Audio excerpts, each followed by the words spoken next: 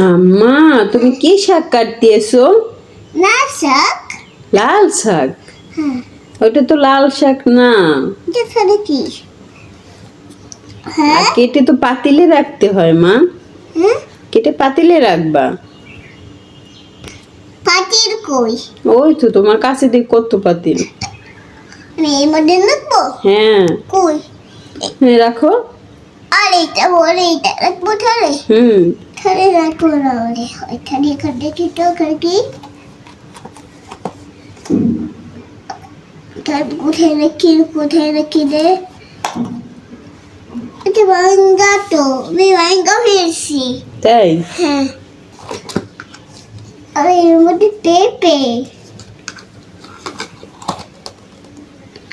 তাহলে কোথায় রাখবো? ওখানে রাখি? হ্যাঁ। ছোট ছোট পাশ কেটে দেবেন। প্লিজ এসে করবেন, লাইক দিবেন, অবশ্যই আমি বাড়াতে পারি।